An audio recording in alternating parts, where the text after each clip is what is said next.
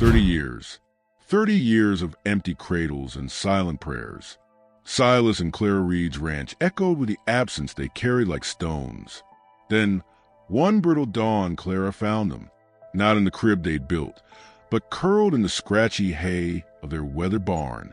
2 children, lost, terrified, and watching Clara with eyes that held a storm of secrets darker than the Montana sky. Before we jump back in, tell us where you're tuning in from, and if this story touches your heart, make sure you're subscribed, because tomorrow I've got something extra special saved just for you. The Montana dawn painted the big sky country in bruised purples and dusty pinks, stretching endless over the parched valley where Silas and Clara Reed had carved their life. Whispering Pines Ranch, a name born more from Clara's wistful longing than the reality of the stunted junipers clinging stubbornly to the rocky slopes. Dust, not pine scent, was a constant perfume here. It coated the rough-hewn logs of their cabin, settled in the creases of Silas's sun-leathered face, and found its way into the corners of Clara's heart, a fine, persistent grip beneath 30 years of unanswered prayers. Clara stood on the porch, a chipped enamel mug of bitter coffee warming her hands against the morning chill. She watched Silas trudge toward the low-slung barn, his broad shoulders hunched against a weight only part physical. His boots, worn thin at the heels, kicked up little puffs of ochre dust that hung suspended in the still air before drifting down to reclaim the earth. He moved with the deliberate, economical grace of a man who'd spent a lifetime wrestling stubborn land and unruly livestock. 60 winters etched deep grooves around his eyes and mouth, but his hands, gripping the barn door's heavy timber, were still strong, knuckles like worn river stones. 30 years. The number echoed in Clara's mind, hollow as the empty rooms behind her. 30 years since the last whispered hope, the last doctor's fruitless journey from Helena, the last time she allowed herself to imagine the sound of a child's laughter bouncing off these silent canyon walls. Fate had become a quieter thing now, less a roaring fire, more stubborn ember banked deep within her. She didn't rail against God anymore, not like in the desperate early years. Instead, she tended her garden, a defiant patch of green against a relentless beige, cared for Silas, and found solace in small rituals. The rhythmic kneading of bread dough, the precise stitching on a quilt for the church bazaar, the daily walk to the small, whitewashed chapel a mile down the valley road. Prayer was woven into the fabric of her days, a silent thread of "Thy will be done," even when that will felt like a vast, empty expanse. Silas disappeared into the barn's dark maw. The heavy door creaked shut behind him, a sound as familiar as Clara's own heartbeat. She took a slow sip of coffee, the bitterness grounding her. Her gaze swept over the ranch, the corral holding their 3 sturdy workhorses, the chicken coop where the hens were beginning their morning clatter, the distant, hazy outline of Silver Creek town shimmering on the horizon like a mirage. It was a hard life, carved from harder rock. Outlaws sometimes drifted through the territory, rumors of stagecoach holdups, and cattle rustling carried on the wind like tumbleweeds. Drought gnawed at the land. Winters bit deep, yet they endured. They had each other, this patch of earth, and the quiet, unspoken pact of shared sorrow and steadfast companionship. A flicker of movement near the root cellar caught her eye. A jackrabbit, frozen for a heartbeat before bolting into the sagebrush. Life, fleeting and wild. Clara sighed, the sound lost in the vastness. She set her mug down on the porch rail, the clink unnaturally loud in the stillness. Time to start the day. Bread needed baking. Silas would need breakfast soon. The familiar routine, a bulwark against the ache. She descended the porch steps, her long calico skirt brushing the dry earth. Instead of heading straight for the kitchen door, she paused. The barn. Silas had been inside longer than usual for just checking on the horses. A prickle, faint but insistent, traced her spine. Not fear exactly, more anticipation. A sense of something out of place, like a discordant note in a well-known hymn. Perhaps a coyote had gotten in, or one of the horses was colicking. Driven by a quiet urgency, Clara cross a yard. The barn door wasn't fully latched. She pushed it open, the ancient hinges groaning a deeper protest than usual. Dust motes danced in the slanted shafts of light, cutting through gaps in the plank walls. The familiar smells enveloped her: dry hay, horse sweat, leather oil, the rich, earthy scent of manure. She saw Silas first. He stood rigidly still, just inside the doorway, his back to her. He wasn't looking at the horses in their stalls, who shuffled and snorted softly. His attention was fixed on the far corner, the deep shadowy recess behind the stacked bales of hay they kept for winter feed. "Silas." Clara's voice was barely a whisper, yet it seemed to shatter the heavy quiet. He didn't turn, didn't move. His hands hung loosely at his sides, but Clara saw the tension corded in his neck, the way his worn flannel shirt stretched tight across his back. Slowly, deliberately, he raised one hand, finger pointing toward the shadows. Clara moved past him, her heart beginning a slow, heavy thud against her ribs. The packed earth floor felt uneven beneath her feet. The air grew cooler, damper, away from the doorway. She rounded the towering stack of hay bales, the sweet, dry scent suddenly overwhelming. And then she saw them. Nestled in a shallow depression scraped into the loose hay on the floor, like wild creatures seeking a den, lay two children. They were curled together, a tangle of thin limbs and ragged clothing, a boy and a girl. The boy looked to be about 10 or 11, though hunger and hardship could have stolen years from him. He lay on his side, one arm thrown protectively over the smaller figure of a girl, perhaps 5 or 6, nestled against his chest. Their faces were smudged with dirt, tear tracks carving pale rivulets through the grime on the girl's cheeks. Their clothes were little more than filthy rags, homespun trousers and a shirt far too large for the boy, a faded, torn dress of the girl that might have once been blue. They wore no shoes, their feet bare and scratched, caked with dried mud and worse. They were asleep, or unconscious. Clara couldn't tell. The utter stillness was terrifying. Had they crawled in here last night and simply stopped? She took an involuntary step back, her hand flying to her mouth, stifling the gasp that felt ripped from her very soul. 30 years of longing crashed over her in a single, dizzying wave, followed immediately by a surge of protective terror. Children, here, in their barn. Silas finally moved, stepping silently beside her.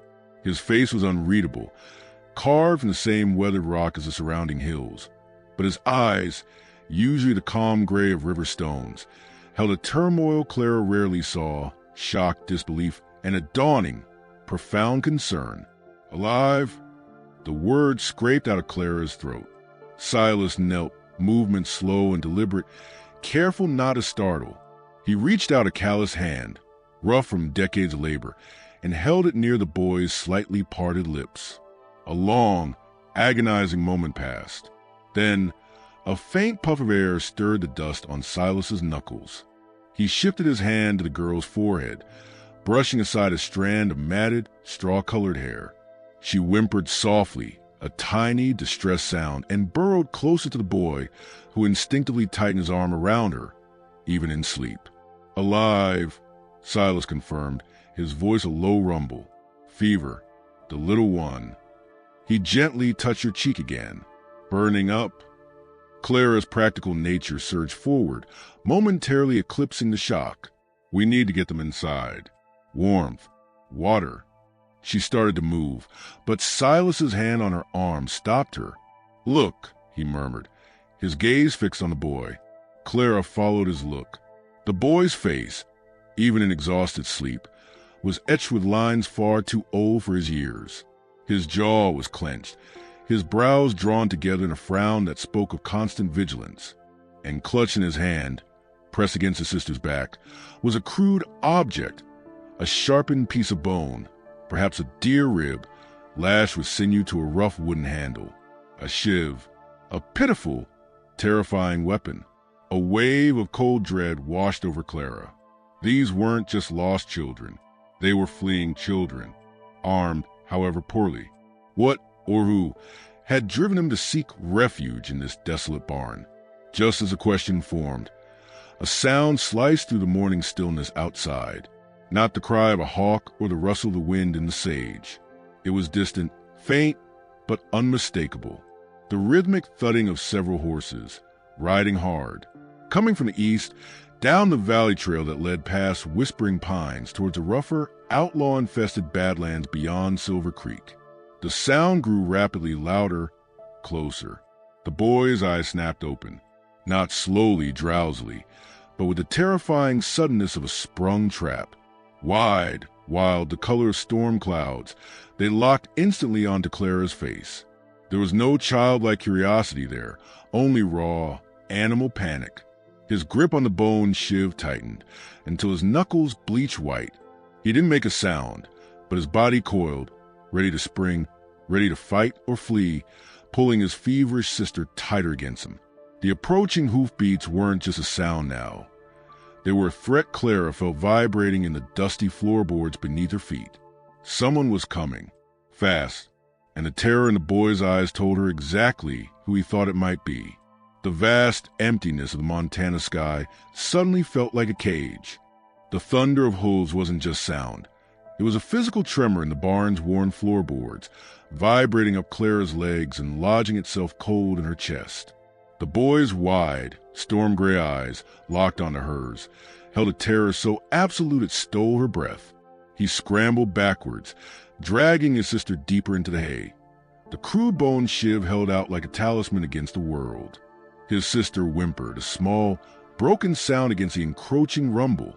"Silas!" Clara's voice cracked, barely audible over the din growing outside.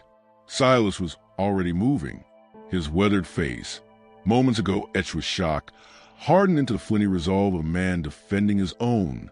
He lunged past Clara, not toward the children, but towards the barn's main doors. He slammed them shut with a force that shook the frame, the heavy timber bar thudding into place with finality. Dust rained down from the rafters. The horses in their stalls snorted and stamped, sensing the panic. "Stay with them," Silas commanded, his voice low and tight. He grabbed a heavy axe handle leaning against the wall near the tool bench. It was smooth from years of use. Without another word, he moved to the smaller side door, the one facing the house and the root cellar, pulling it open just a crack.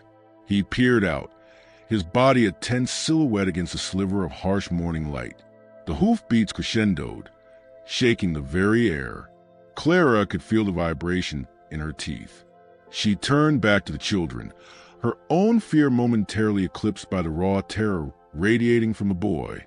He was trying to shield his sister completely with his thin body, his breath coming in ragged gasps, eyes darting wildly between Clara and the direction of the sound.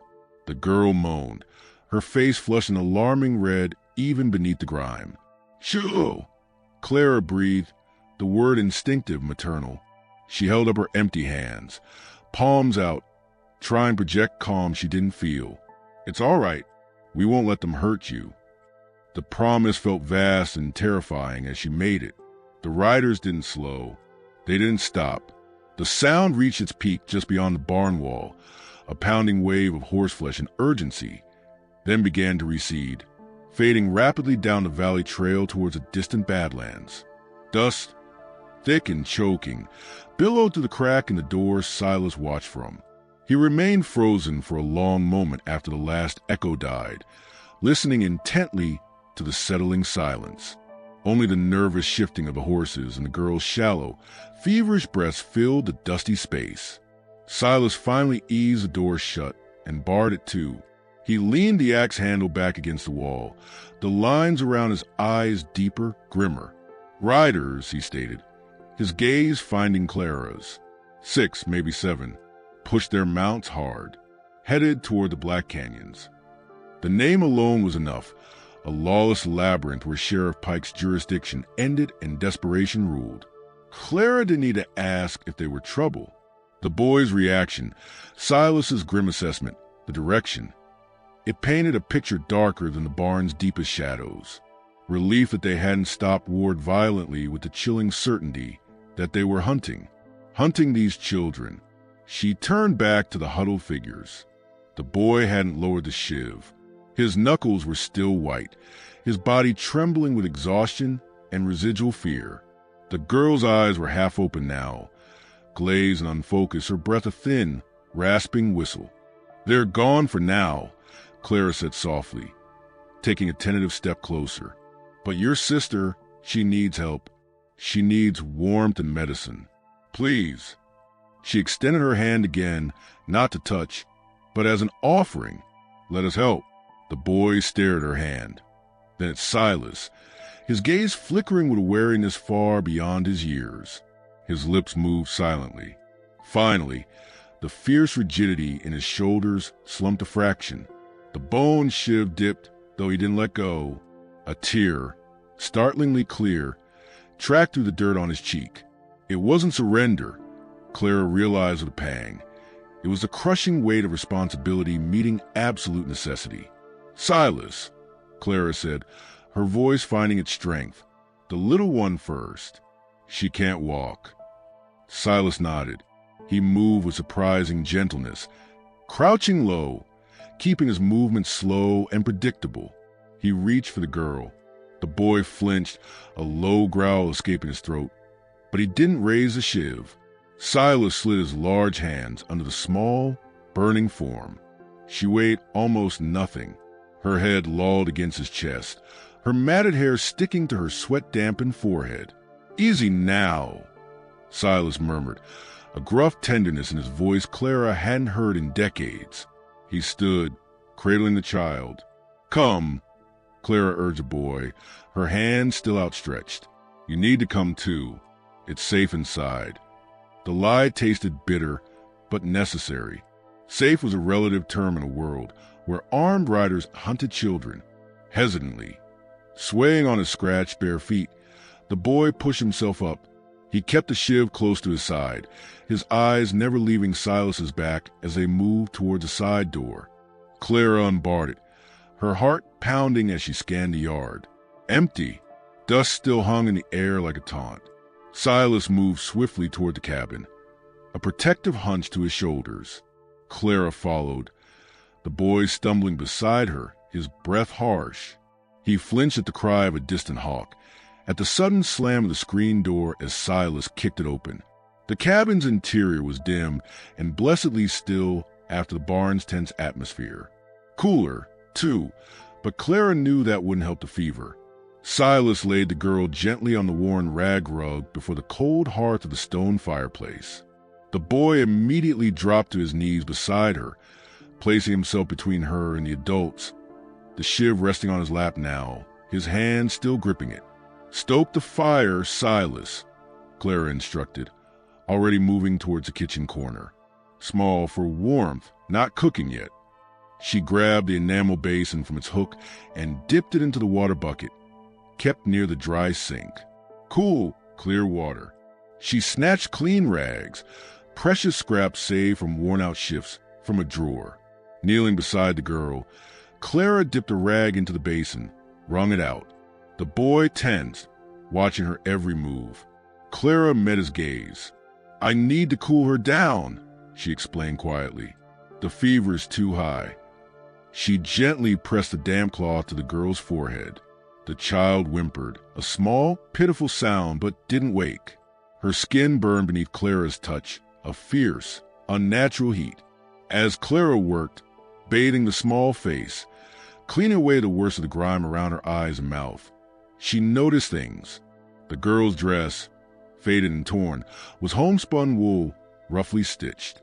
Her fingernails were broken and dirty, but underneath, they were fine and small. A tiny silver locket, tarnished almost black, hung on a frayed string around her neck. Clara didn't touch it. The boy watched her hands like a hawk. Silas had the fire going, a small, crackling blaze that began to push back the cabin's morning chill. He brought a worn horse blanket, clean but smelling faintly of lanolin, and draped it carefully over the girl. "Water?" he asked Clara, his voice low. "Yes. Small sips if she wakes." Clara dipped another rag. The girl stirred, her eyelids fluttering. Her lips moved. Clara leaned closer, straining to hear. Cold, the girl breathed, the word barely a sigh. The dark place, so cold. Micah, the boy Micah, jerked his head up at the sound of his name. He reached out a trembling hand and touched his sister's arm. I'm here, Ellie, he whispered, his voice rough and cracked. I'm right here. Ellie. The name settled in Clara's heart like a fragile bird. Ellie didn't open her eyes, but she seemed to settle slightly at her brother's touch. Clara continued bathing her, revealing more of the delicate features beneath the dirt. She was painfully thin, her collarbones sharp beneath her skin. Clara gently lifted one small hand to clean it. On the inside of Ellie's thin wrist, half hidden by grime, was a faint, circular bruise, like the imprint of a large thumb. Clara's blood ran cold. She met Micah's watchful gaze. He'd seen her notice it. His eyes hardened, defensive, scared. He pulled Ellie's arm back under the blanket. Hungry? Silas asked, breaking the tense silence. He held out a tin cup of water towards Micah. The boy stared at it, then at Silas, suspicion warring with a desperate thirst Clara could almost taste. Finally, he snatched the cup, drank greedily, water spilling down his chin. He drained it and thrust it back towards Silas without a word. I'll make some broth, Clara said, pushing herself up. Her knees protested. 30 years of waiting, and now this frantic tenderness. She moved to the cast-iron stove, adding kindling to the embers still glowing from the morning coffee fire. She pulled a small pot from a hook, filled it with water from a bucket, and added a precious chunk of dried venison from their stores. The mundane act of preparing food felt surreal, a fragile anchor in a suddenly treacherous sea. While the water heated, Clara risked a glance at Micah. He sat rigidly beside his sister, the shiv still in his lap, his eyes constantly scanning the cabin's windows, the door. He was listening, she realized, straining to hear any sound from outside. His exhaustion was palpable. Deep bruises under his eyes, the sharp angles of his face, but an adrenaline-fueled vigilance kept him upright. He was a small sentinel guarding his only treasure against an unseen, monstrous world. Silas moved quietly around the cabin. He checked the heavy wooden shutters on the windows, securing the latches. He took his rifle down from its pegs above the mantel, checked the load with practiced efficiency, and leaned it within easy reach beside his chair near the door. The quiet clink of metal, the purposeful movements, spoke volumes. The ranch was now a fortress, however humble. Clara stirred the broth, the savory smell beginning to fill the small space. She poured a little into a smaller cup to cool. Micah? She ventured softly, using the name Ellie had spoken. The boy's head snapped toward her, eyes wide with alarm. He hadn't expected her to know it. He looked instantly hunted again. It's all right, Clara soothed. Ellie said your name. When she wakes, this might help. She held out the cup of warm broth towards him, not pushing it closer, just offering. He stared at the steaming liquid, then at Clara, hunger warred with ingrained distrust. He glanced at Ellie, still lost in fevered sleep. Slowly, cautiously, he reached out and took the cup. He didn't drink immediately. He sniffed it, suspicious. Then, perhaps deciding it wasn't poison, or perhaps too weak to resist, he took a small, cautious sip. His eyes widened slightly at the taste. He took another, larger gulp, warmth visibly spreading through his tense frame. He kept one hand resting protectively on Ellie's blanket-covered shoulder. Silas stood by the front window, peering through a crack in the shutter. The morning sun was higher now, bleaching the color from the land, turning the dust outside into a shimmering haze. The valley seemed deceptively peaceful. Gonna check the perimeter, Silas announced quietly, his hand resting on the rifle stock. Make sure they didn't leave any surprises. He didn't specify who they were. He didn't need to. Clara nodded, a knot of fear tightening in her stomach. Be careful. He gave her a brief, tight nod, then slipped out the door, closing it firmly behind him. The latch clicked, a small, decisive sound in the quiet cabin. The fire crackled. Ellie murmured incoherently in her fevered sleep. Micah sipped his broth, his wary gaze fixed on the door Silas had just exited. Clara knelt beside Ellie again, refreshing the cool cloth on her forehead. The child's breathing seemed a fraction less ragged. Hope, fragile and terrifying, flickered within Clara. She brushed a strand of Ellie's matted hair back from her face. The little girl sighed, turning slightly towards Clara's touch.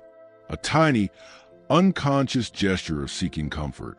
Michael watched this, his expression unreadable. He set the empty broth cup down on the floor beside him. His fingers traced the crude bone handle of his shiv. Then his eyes drifted shut for a moment. Heavy with exhaustion, he could no longer fight. His head dipped forward, chin touching his chest. For a few precious seconds, the vigilant guard slept. Clara watched him, this fierce, wounded boy protecting his sister with the ferocity of a cornered wolf. 30 years of empty arms ached with new intensity. The broth simmered on the stove. The fire warmed the stones. Outside, somewhere in the vast, silent valley, Silas walked the line. And somewhere else, men who hunted children were regrouping. The quiet stretched, filled only by the fire's whisper and the children's breathing. Clara stayed kneeling, the damp cloth in her hand, caught between the fierce pull of a long-denied instinct and the cold dread of what rode the horizon. She looked toward the window, willing Silas to return safely. Suddenly, Micah's eyes snapped open. He hadn't been asleep long, but he was instantly alert, rigid. He tilted his head, listening intently. Clara froze, straining her own ears. Nothing but the wind sighing around the cabin eaves and the distant call of a meadowlark. Then Micah's gaze locked onto the small window near the stove. His face paled beneath the dirt. He slowly, deliberately, raised a trembling finger and pointed, not at the window, but at the ground just outside it, visible through the smudged glass. Clara's breath caught. She followed his pointing finger, pushed into the soft earth just beneath the window ledge. Clear as day in the morning sun was a distinct, sharp imprint of a boot heel that hadn't been there when Silas left, and pointing directly toward the cabin. The boot heel imprint, sharp and fresh in the soft earth beneath the window, struck Clara like a physical blow. It pointed accusingly toward the cabin, a silent declaration. We were here. We saw. Micah's trembling finger remained extended. His face drained to what little color the broth had briefly restored, his eyes wide pools of rekindled terror. The fragile peace of the cabin shattered. Clara's heart hammered against her ribs. She lunged away from the window, pressing her back against the rough log wall beside the stove, out of sight line. Her gaze flew to the door. Silas. He was still out there, alone, walking the perimeter. The thought was ice in her veins. Micah, she breathed, her voice tight with urgency. Get away from the window. Now, behind the table. The boy didn't need telling twice. He scrambled back, dragging Ellie's blanket with him, pulling her small, feverish form further into the room's dimmest corner, behind the sturdy oak table. He crouched there, the bone shiv clutched tight, a small, feral shadow guarding his sister. Ellie moaned softly, disturbed by the movement. Clara moved swiftly, silently. She blew out the small oil lamp burning on the dry sink, plunging the kitchen corner into deeper shadow. The only light now came from the low fire crackling in the hearth, casting long, dancing shadows that seemed suddenly menacing. She crept to the front door, her ear pressed against the cool, solid wood. Silence. The vast Montana emptiness pressed in, no longer peaceful, but watchful, hostile. Where was Silas? Every second stretched into an agony. Had they already found him? The image of the riders, faceless, relentless, burned in her mind. She scanned the room. Silas's rifle leaned against his chair. Should she take it? Her hands, more accustomed to kneading dough and stitching quilts, trembled at the thought. The heavy wooden shutters on the windows were latched from the inside, but they felt flimsy suddenly, mere suggestions of protection. A crunch of gravel outside the door. Clara froze, breath catching. Then the familiar, heavy tread. Silas. A key scraped in the lock. The door opened a crack, then wider as Silas slipped inside, his broad frame blocking the daylight momentarily. He closed and barred it swiftly, his movements economical, tense. His eyes, scanning the dim room, immediately found Clara's face, then flicked to the children huddled in the corner. He saw the fear etched there. "Silas," Clara whispered, pointing a shaking finger toward the stove window. Outside, a boot print, fresh. Silas's jaw tightened. He didn't speak. He moved past her, rifle in hand now, towards the fending window. He didn't look directly out, but peered at an angle through the smudged glass pane, his body shielded by the wall. His gaze tracked downwards. Clara saw the muscle in his cheek jump. He pulled back, his expression grim as granite. "Found something else," he said, his voice a low rumble. He reached into the pocket of his worn denim coat and pulled out a small object. It was a tobacco pouch, made of faded brown leather, stained dark in patches. Not Silas's. He held it out, tucked under the lilac bush, near the root cellar, like it was dropped or left. Clara took it. The leather was supple, expensive compared to Silas's rough burlap one. It felt heavy. She opened the drawstring. Inside, instead of tobacco, was a single brass cartridge casing, .44 caliber, and a small, sharpened piece of flint. No tobacco. A message, then a calling card. She turned the pouch over. Stitched neatly on the back, almost hidden in the grain, were two initials. RT. RT, Clara breathed. The letters meant nothing to her. Yet they carried the weight of a death sentence. The writers... Silas nodded curtly. Had to be. Tracks circled the barn, came up close to the house here. He gestured towards a window, then headed back towards the main trail, east, towards Silver Creek, or the Badlands beyond. Didn't linger long. He took the pouch back, his knuckles wet around it. Wanted us to know they'd been sniffing around. Know we got what they want. Micah had been watching silently from his corner. At the mention of the pouch and the initials, a strangled sound escaped him, a mix of fear and pure hatred. He buried his face against Ellie's blanket for a second, his small shoulders shaking. "Micah?" Clara asked softly, taking a tentative step toward the corner. "Do you know what this is? Who RT is?" The boy lifted his head. His eyes, when they met Clara's, weren't just scared. They were haunted, ancient. He shook his head violently, a quick, sharp motion.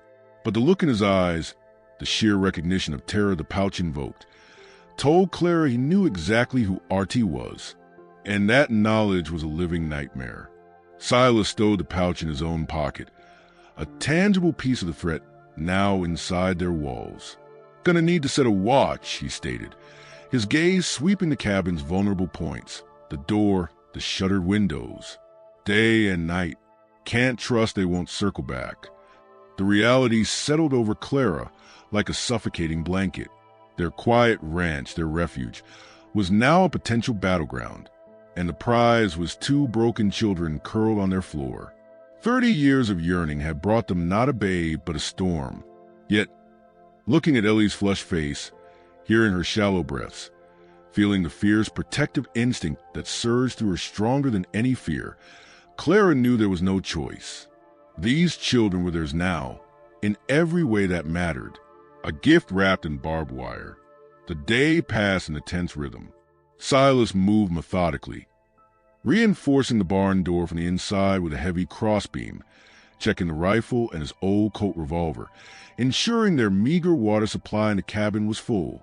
He showed Micah how to carefully bank the fire so it wouldn't smoke excessively during the day, a small, practical task that seemed to ground the boy slightly.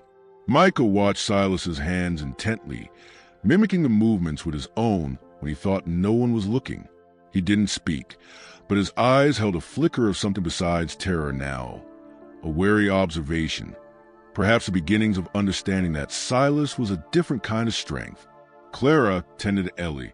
The fever still burned, but the cool cloths and sips of water seemed to be holding it at bay, preventing it from climbing higher. She gently cleaned the girl's matted hair with a damp cloth, revealing strands the color of pale honey. As she worked, Ellie stirred more frequently, her eyelids fluttering open for brief moments. Her gaze, when it focused, was cloudy with fever, but it would sometimes land on Clara's face and hold, unblinking, before drifting close again. Once, when Clara was applying a fresh compress, Ellie's small hand reached out weakly and grasped Clara's thumb. The touch was feather-like, trusting. Clara's breath hitched. She covered the small hand with her own. "Mama?" Ellie murmured, her voice a dry rasp, her eyes unfocused, staring past Clara at the firelight dancing on the ceiling. The word, spoken in innocent confusion, pierced Clara like an arrow. 30 years of emptiness echoed in that single syllable. Tears sprang to her eyes, hot and sudden. She swallowed hard, forcing her voice to stay calm. "Sure, little one. Rest. You're safe here." She stroked Ellie's hot forehead. "Clara, my name is Clara." Ellie's gaze drifted to her face again, her brow furrowed slightly. "Cold," she whispered again. "So cold in the box." Then her eyes closed, and she sank back into restless sleep. "In the box." The words chilled Clara more than the fever. "What box? A root cellar? A mine shaft? A coffin?" She glanced at Micah. He'd heard. He was staring at his sister, his face a mask of anguish and guilt. He pulled the horse blanket tighter around Ellie's shoulders. His jaw clenched so tight Clara feared his teeth might crack. Silas, returning from checking the back shutter latches, caught the tail end of it. He met Clara's eyes over the children's heads. His expression was unreadable, but he gave a slight, grim nod. The pieces of the children's nightmare were falling into place, each fragment more horrifying than the last. As dusk began to paint the sky in bruised colors outside the shuttered windows, Silas lit a single oil lamp, turning the wick low. The cabin was bathed in deep shadows and flickering amber light. He settled into his chair near the door, the rifle across his knees, his gaze fixed on the barred entrance. The pouch with the initials RT lay on the small table beside him, a silent, malevolent presence. Clara sat on the rag rug beside Ellie. Her back against the wall, Micah huddled close to his sister on her other side. She hummed softly, an ode her own mother used to sing, the melody a fragile thread of comfort in the encroaching darkness. Ellie seemed to settle slightly at the sound. Micah, exhausted beyond measure, leaned his head against the wall, his eyes heavy, though he fought to keep them open, trained on the door and the windows. The silence stretched, thick and taut. The wind picked up outside, whistling faintly around the eaves, making the shutters creak. Every sound was amplified: the pop of the fire, the rasp of Ellie's breathing, the frantic beat of Clara's own heart. Micah's head jerked up. He'd been drifting, but something snapped him back to alertness. He tilted his head, listening intently. His eyes, wide and fearful, scanned the shuttered windows. "What is it, Micah?" Clara whispered, her hand instinctively moving to rest lightly on Ellie's arm. The boy didn't answer. He pushed himself up slightly, his gaze fixed on the small, high window near the cabin's peak, the only one not fully shuttered, covered only by a thin, homespun curtain. It faced west, toward the distant ridge where the last light of day was fading. A chill, unrelated to the cooling night air, traced Clara's spine. She followed his gaze. The curtain glowed faintly with the dying embers of sunset. Nothing seemed to miss. Then Micah raised his hand, pointing a trembling finger not at the window, but at the curtain itself. At a specific point near the top, Clara squinted. The fabric was thin, almost translucent against the fading light, and there, silhouetted sharply against the pale cloth, was a distinct, unmistakable outline of a man's head and shoulders peering in. The silhouette against the thin curtain froze Clara's blood. A man's head and shoulders, stark and unmoving, peering down from the small high window like a vulture surveying carrion. Micah's choked gasp was the only sound besides a frantic hammering of Clara's heart against her ribs. Silas was already moving, a shadow detaching itself from the deeper gloom near the door. He didn't look up, didn't give the watcher the satisfaction of knowing he'd been seen. Instead, he flowed toward the ladder leading to the sleeping loft, his movements silent, predatory, the rifle gripped low in his hands. The figure vanished. One moment it was there, a black cutout against a fading twilight glow, the next gone, as if swallowed by the gathering Montana night. Silas reached the base of the ladder. He paused, listening, his head cocked. The wind moaned around the eaves. A loose shutter rattled faintly. Nothing else. He glanced back at Clara, his eyes glinting in the low lamplight. A silent question. The children? Clara gave a minute nod, pulling the horse blanket higher over Ellie, shielding her, though the girl seemed lost in fevered oblivion. Micah had shrunk back, pressing himself and his sister against a log wall, his eyes wide white saucers in his dirty face, the bone shiv trembling in his hand but held ready. With terrifying speed, Silas ascended the ladder, the old wood groaning under his weight. He disappeared into the loft's darkness. Clara held her breath, straining to hear over the wind and the frantic pulse in her ears. Seconds stretched into an eternity. Then, the scrape of the loft's small hatch being slid open, followed by the sharp, distinctive crack of Silas's rifle firing once into the night. The sound echoed like thunder within a confined cabin, shocking in its violence. Ellie jerked awake with a thin, terrified wail. Micah flinched violently, clapping a hand over his sister's mouth, his own eyes squeezed shut. Clara instinctively covered them both with her body, a human shield against the unseen. Silence rushed back in, heavier than before. Then, the scrape of the hatch closing. Silas descended the ladder, his face grim, etched with hard lines in the lamplight. He moved to the front door, unbarred it swiftly, and slipped out into the darkness, leaving it slightly ajar. "Silas!" Clara's whisper was raw with fear. "Stay inside." His command, low and hard, came back through the crack. Then only the sighing wind. Clara crawled toward the door, keeping low beneath the window line. She peered through the narrow opening. Silas was a dark shape merging with the deeper shadows near the corner of the cabin, rifle raised, scanning the ridge where the watcher had been. The vastness of the night pressed down, immense and hostile. Nothing moved but the wind-tossed sagebrush. Minutes crawled by. Ellie's whimpers subsided into ragged, frightened breaths. Micah remained rigid, frozen in protective crouch, his knuckles white on the shiv's bone handle. Clara's legs cramped, but she didn't move, her gaze fixed on Silas's indistinct form. Finally, he lowered the rifle and turned back toward the cabin. He stepped inside, barred the door, and leaned against it, breathing heavily. The smell of cordite and cold night air clung to him. "Gone," he rasped. "Or hiding. Didn't see hide nor hair after the shot. Scare him off her now." He looked towards the children, his expression softening minutely at Ellie's tear-streaked face. "Won't be back tonight. Too risky now they know we're armed and watching." The pronouncement offered little comfort. The watcher had been inside their perimeter, bold enough to peer into their home. The fragile illusion of the cabin as sanctuary was shattered. The night became a living thing, filled with unseen eyes. Sleep was impossible. Silas took the first watch. Stationed by the door, the oil lamp extinguished, leaving only the dying embers of the fire casting a faint, dancing glow. Clara sat on the floor with the children, her back against the wall, a quilt pulled around them all. She hummed the oldham again, a fragile lifeline in the suffocating dark.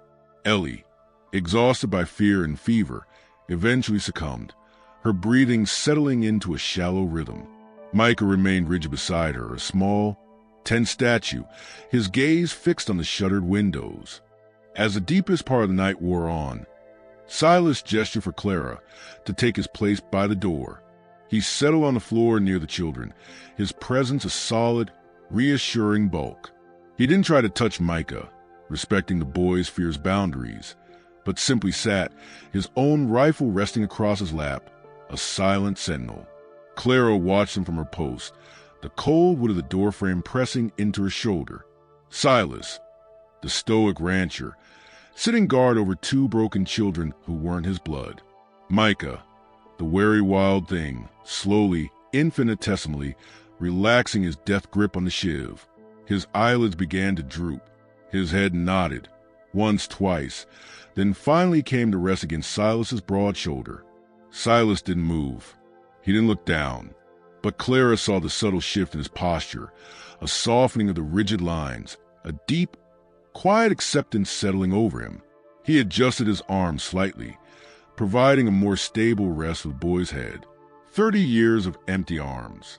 Now this fierce, wounded child found a moment's refuge against him. A lump formed in Clara's throat, a complex knot of fear, tenderness, and profound gratitude. Dawn crept in, gray and hesitant, fingering through the cracks in the shutters. It found them bleary-eyed but alive. Silas stirred first, gently disengaging Micah, who woke with a start, instantly alert, his hand flying to the shiv beside him. Seeing Silas, seeing the quiet cabin, the boy's panic subsided into wary vigilance. Ellie slept on, her fever seeming slightly lower, her face less flushed. Silas moved silently, checking the door bar, then unlatched one shutter a crack, peering out at the mist-shrouded valley. The world looked deceptively peaceful, washed clean by the night wind. He turned to Clara. "Gotta check the stock. Can't leave him unfed." His voice was gravelly with fatigue. "Bar the door behind me. Don't open for anyone except my knock." 3 taps, then 2. Clara nodded. The simple code, a new weight added to the burden of vigilance. Silas slipped out, rifle in hand, disappearing into the pearly dawn mist. The cabin felt immense and vulnerable without him. Clara barred the door, the heavy timber thudding with finality. She moved to the stove, stirring the embers, adding kindling. The mundane act felt like defiance. Michael watched her, still crouched beside Ellie, his eyes tracking her movements. "Hungry?" Clara asked softly, measuring out cornmeal for mush into a pot. Micah hesitated, then gave a tiny, almost imperceptible nod. He glanced at Ellie, still sleeping. "Ellie, too," he rasped, his voice used, scratchy. It was the first time he'd initiated anything resembling a request. "When she wakes," Clara promised, her heart lifting at the small communication. She poured water into the pot. "We'll make sure she eats." While the mush simmered, Clara took a damp cloth to gently wipe Ellie's face again. The girl stirred, her eyelids fluttering open. Her gaze was clearer this time, less clouded by fever. It focused on Clara's face, held. A tiny furrow appeared between her brows. "You stayed," Ellie whispered, her voice thin but lucid. Clara smiled, a genuine warmth spreading through her despite the fear. "Of course we stayed, little one. We're right here." She brushed a strand of honey-colored hair from Ellie's forehead. Ellie's small hand emerged from under the blanket. Clutched tight in her fist was a tarnished silver locket Clara had noticed before. The girl stared at it, her expression distant, sad. "Mama's," she murmured. "The bad men, they wanted it. Pulled hard." Her small fingers traced the tarnished surface, her lower lip trembling. Micah fought him. He got it back. She looked up at Clara, her eyes filling with tears. They hurt him. Clara's gaze snapped to Micah. The boy had turned his face away, but she saw the rigid set of his shoulders, the way his free hand unconsciously rubbed his ribs beneath his ragged shirt. The faint bruise on Ellie's wrist, the terror in Micah's eyes, it wasn't just flight. It was violence. Brutal, personal violence aimed at children for a trinket. The simmering anger Clara felt towards a faceless RT flared white hot. "You were very brave, Micah," Clara said softly, her voice thick with emotion. "Both of you." Micah didn't look at her. He kept his face turned, but his shoulders slumped a fraction further. A single tear escaped, tracking through the dirt on his cheek. He swiped at it angrily. Silas returned, his boots heavy on the porch. 3 taps. Pause. 2 taps. Clara unbarred the door. He stepped inside, bringing a gust of cool, misty air. His expression was grim, the lines around his eyes deeper than ever. He held something in his hand, something small and dark. He didn't speak, just walked to the table and placed it down with deliberate care. It was a spur rowel, not old and rusted, but relatively new, one sharp point bent and twisted, as if wrenched violently from a boot, and wrapped tightly around the shank of the rowel, knotted several times, was a thin strip of rawhide. The rawhide was stained a dark, rusty brown. Blood. Found it, Silas stated, his voice flat, cold. Caught in the juniper bush right below the high window. Must have torn loose when I fired. He was climbing down. Clara stared at the twisted metal and the stained leather. The watcher hadn't just looked. He'd climbed their cabin wall. He'd been inches away. And Silas's shot hadn't just scared him. It had hit him, or close enough to tear this from his boot. Micah was staring at the spur rowel too, his face pale. He recognized it. That much was clear in the dawning horror in his eyes. He knew the man whose boot this had adorned. Silas picked up the rowel, the blood-stained rawhide dangling. He turned it over in his callous hand. 1 spur missing, he murmured, almost to himself. Makes a man uneven, noticeable, especially if he's riding hard. He looked at Clara, then at the children, his gaze hardening into flint. He's out there, hurt, angry, and he knows exactly where we are. The implication hung heavy in the quiet cabin. A wounded predator was far more dangerous, and he wouldn't be alone. RT was coming, not scouting, not watching, coming to finish what he started. The fragile dawn peace evaporated, replaced by the cold certainty of a closing trap. The vast Montana sky outside the shuttered windows no longer felt empty. It felt coiled, waiting. The silence was no longer just silence. It was the held breath before the storm broke. The blood-stained spur rowel lay on the table, its twisted metal glinting dully in the dawn's pale light, a silent accusation. Clara's eyes lingered on it. The knotted rawhide a dark, ominous thread tying their fragile sanctuary to the unseen predator circling Whispering Pines Ranch. The cabin was a fortress of shadows, the shutters barred, the fire low to avoid smoke. Silas sat by the door, rifle across his knees, his weathered face carved from the same unyielding stone as the Montana hills. Micah crouched beside Ellie, his bone shiver constant in his trembling hand, his storm-gray eyes darting to every creak of the wind-battered eaves. Ellie's fever had eased, her breathing steadier, but her small form remained curled beneath the horse blanket, the tarnished locket clutched tight. Clara stirred the cornmeal mush, the rhythmic scrape of the wooden spoon a thin tether to normalcy. The air smelled of wood smoke and fear. The vast Montana sky, outside, no longer a promise but a threat. She glanced at Micah. The boy's silence was a wall, but his gaze flickered to her now and then, less hostile, softened by exhaustion and the broth she'd fed him. Ellie's murmured mama from a night before echoed in Clara's chest, a wound and a bomb. 30 years of empty prayers, and now this. 2 children hunted, broken, but hers in a way she couldn't yet name. Silas shifted, his boots scraping the floor. "Noon," he said, voice low. "If they're coming, it'll be soon. Light's better. They'll want to see what they're talking." His eyes met Clara's, steady but heavy with the weight of what was unspoken. Artie wasn't just hunting the children. He was hunting their defiance. Clara nodded, her hand steadying on the pot. "We'll be ready." The words felt like a vow, though her heart quaked. She ladled mush into a bowl for Ellie, cooling it with a splash of water. Kneeling beside the girl, she touched her forehead, warm, but not burning. Ellie's eyes fluttered open, clearer now, fixing on Clara with a trust that stole her breath. "Eat, little one," Clara murmured, offering a spoonful. Ellie took it hesitantly, her small mouth working slowly. Micah watched, his own bowl untouched, his gaze flicking between his sister and the shuttered windows. Clara saw the bruise on his ribs again, faint beneath his torn shirt, and the anger she'd felt at Ellie's locket story flared anew. Whoever RT was, he'd hurt these children for a trinket, for power. Silas stood, checking the rifle's load for the third time that morning. "Micah," he said, voice gruff but not unkind, "need you to help with the back shutter. It's loose. Can't have it rattling if trouble comes." It was a small task, but Clara saw the intent. Silas giving the boy purpose, a stake in their defense. Micah hesitated, then set his ship beside Ellie, a rare relinquishment.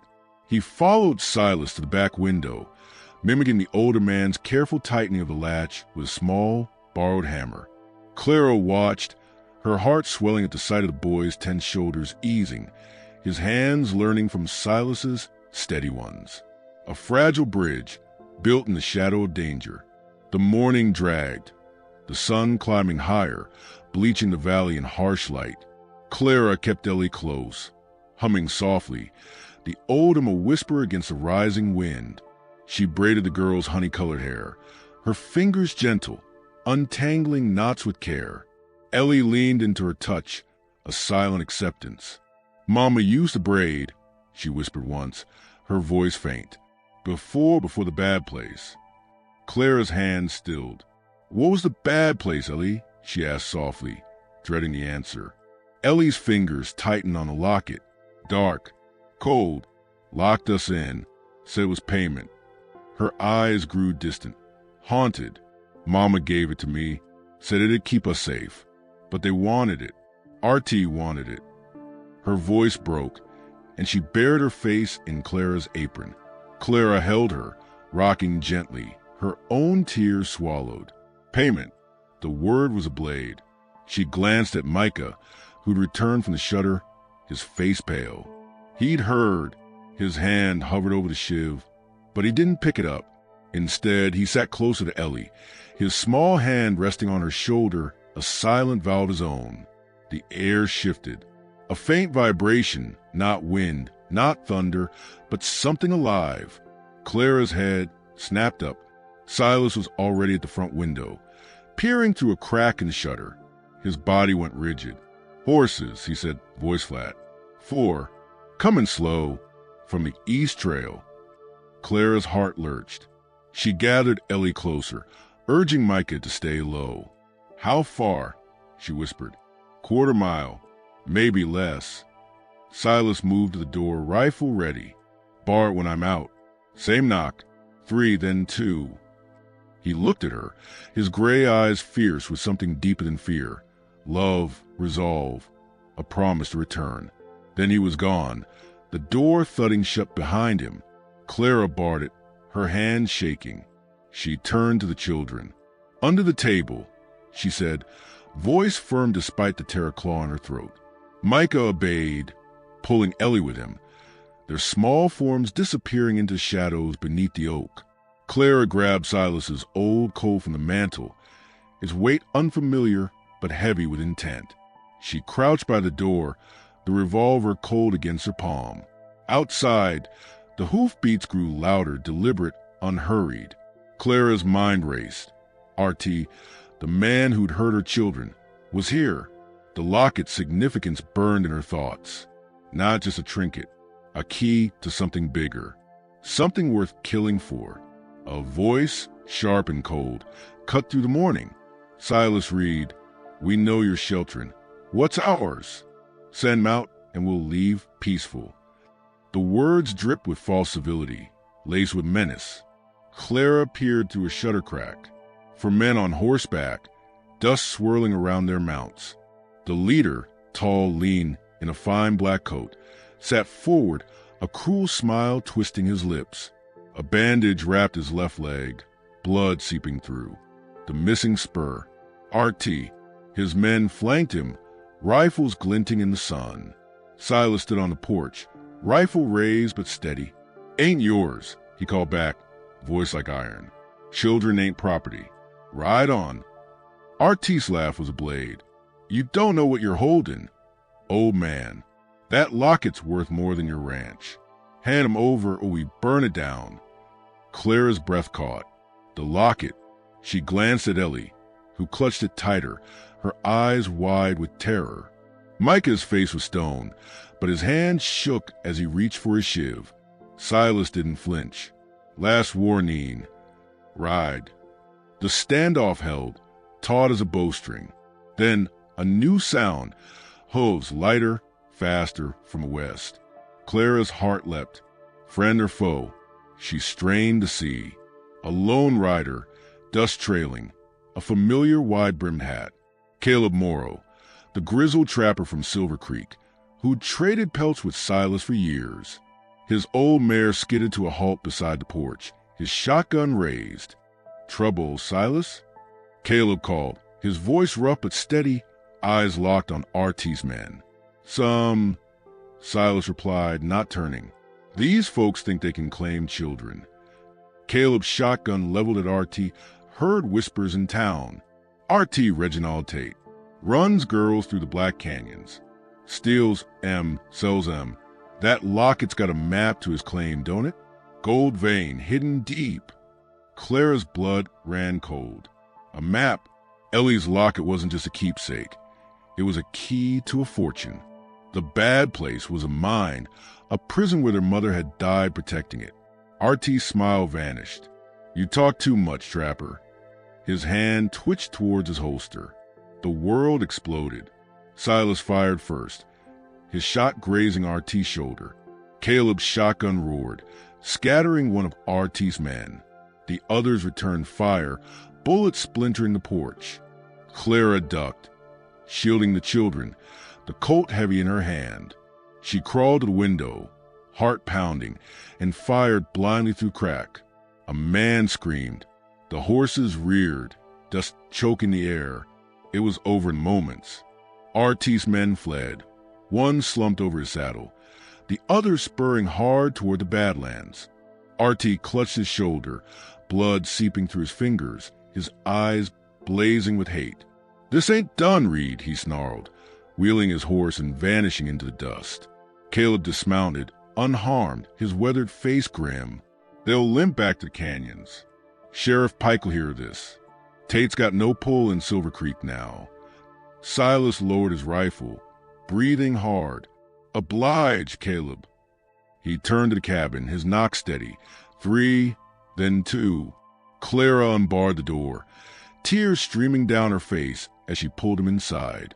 The children emerged, trembling but whole. Ellie ran to Clara, burying her face in her skirt. Micah stood shiv in hand, but his eyes held something new. Trust, fragile but real. He handed the shiv to Silas, a silent offering. Silas took it, his calloused hand closing over the boys. You're safe now, he said, voice rough with emotion. Clara knelt, opening Ellie's locket with trembling fingers. Inside, etched faintly on the silver, was a crude map, a jagged line leading to a canyon mark. Their mother's secret, her death sentence. Clara closed it gently, pressing it back into Ellie's hand. This is yours, always.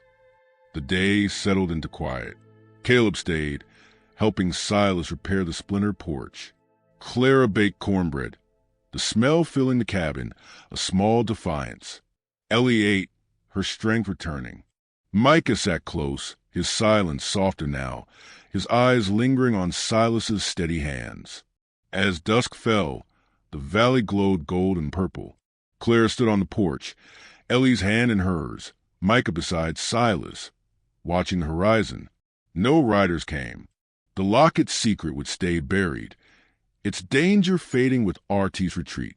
30 years of prayers hadn't brought a child in the usual way, but Clara felt the weight of a new family in her bones. The Montana sky stretched vast above, no longer a threat, but a promise. They were home,